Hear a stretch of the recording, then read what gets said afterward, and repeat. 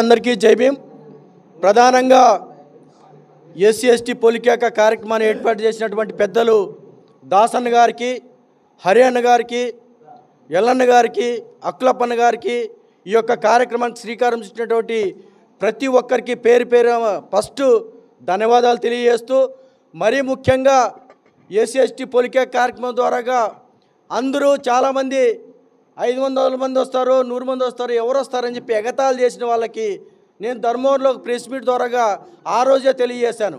ఏమని తెలియజేశామంటే 10,000 మంది కాదు, 20,000 మందికి తగ్గకోకుండా ఆ యొక్క పొలికేక కార్యక్రమం జరుగుతుందని చెప్పేసి అదే సందర్భంలో చెప్పాం.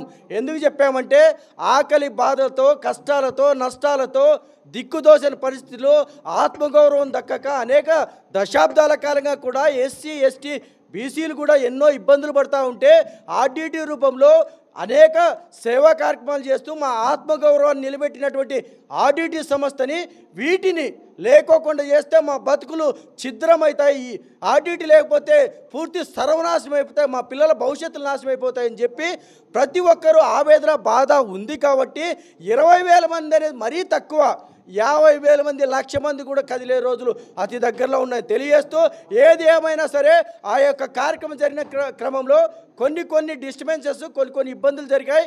మరీ ముఖ్యంగా పోలీసులు క్షమించాలని చెప్పేసి కూడా వారికి ప్రత్యేకంగా వాళ్ళకి క్షమాపణ తెలియజేస్తూ ఉన్నాం. ఎందుకంటే కొన్ని వేల మంది ఒక్కసారిగా వచ్చేసరికి అదుపు తప్పి నాయకుల సమక్షంలో నాయకుల కంట్రోల్ లేకపోవడం వలన కొంత ఇబ్బంది కలిగిన మాట వాస్తవమే.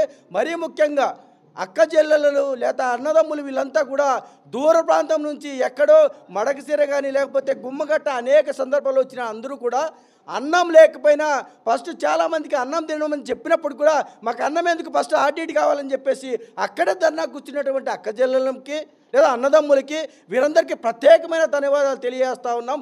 ఎవరే కానీ ఇన్ని రోజుల్లో అనేక పార్టీలు మీటింగ్ పెట్టినప్పుడు కూడా ఇన్ని రోజుల్లో స్వచ్ఛందంగా వచ్చినటువంటి దాఖలాలు ఎవరికి లేవు. స్వయాన సీఎం వచ్చినా లేదా పిఎం వచ్చినా కూడా ఎటువంటి ఘటనలు లేనే లేవు.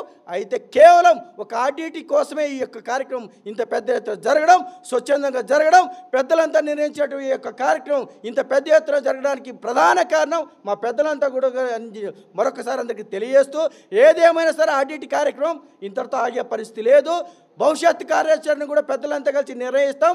ఆ కార్యాచరణ ద్వారాగా ఆర్డీటీని కాపాడుకుంటాం, ఆర్డీటీని రక్షించుకుంటాం, ఆర్డీటీ ద్వారాగా సేవలు పొందుతామని చెప్పేసి మరొకసారి తెలియజేస్తూ జై భీమ్, జై హింద్.